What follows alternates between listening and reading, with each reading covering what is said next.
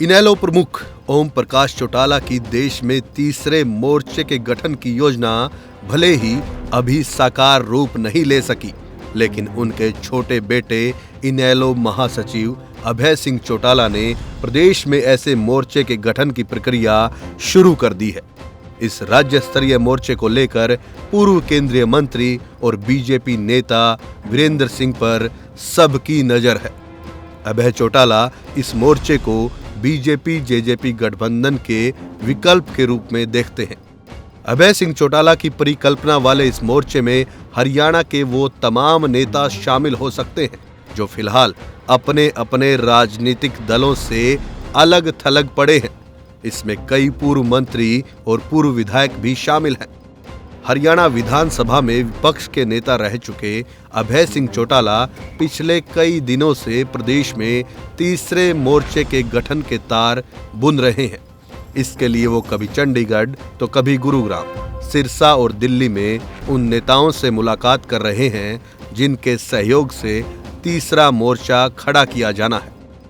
ताऊ देवीलाल के राजनीतिक परिवार में टूट होने के बाद कई नेता ऐसे हैं जो ना तो इनेलो में रह सके और न ही जननायक जनता पार्टी के हो सके।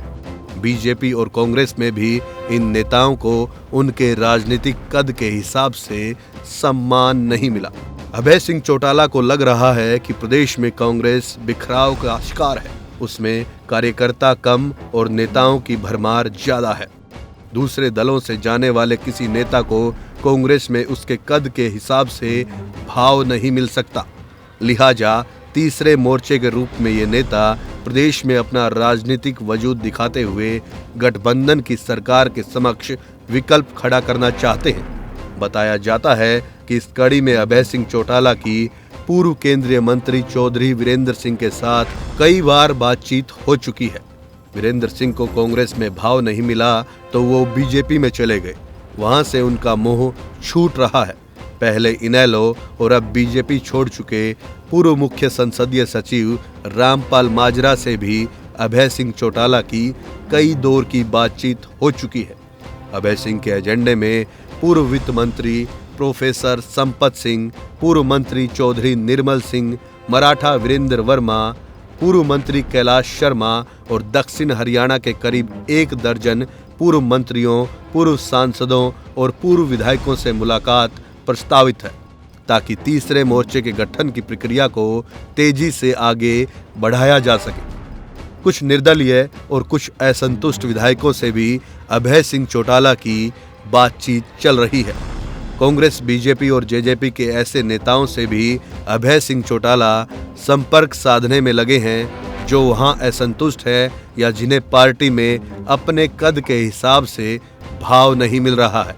ऐसे नेताओं के लिए कांग्रेस में इसलिए एडजस्टमेंट संभव नहीं है क्योंकि वहां हुड्डा, शैलजा, रणदीप, कुलदीप, किरण और कैप्टन के रहते उनके नेतृत्व को उभरने का मौका नहीं मिल सकता।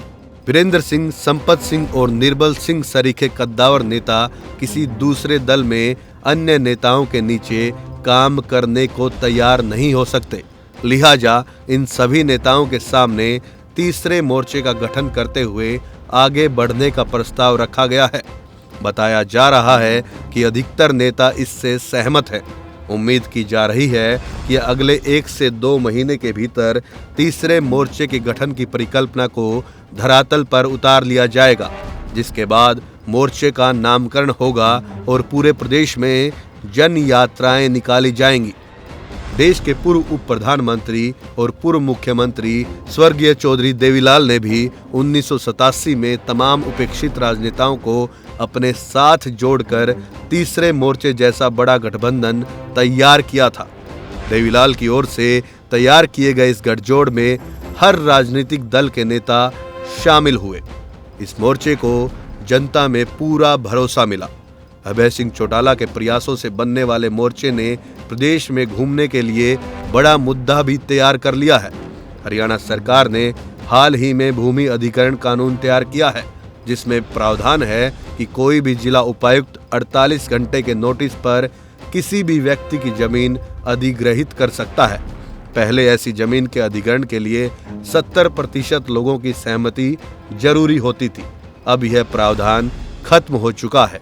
बजट सत्र से इस मुद्दे को उठाने के साथ ही अभय सिंह चौटाला तीसरे मोर्चे के एजेंडे में इसे प्रमुखता से शामिल करने जा रहे हैं।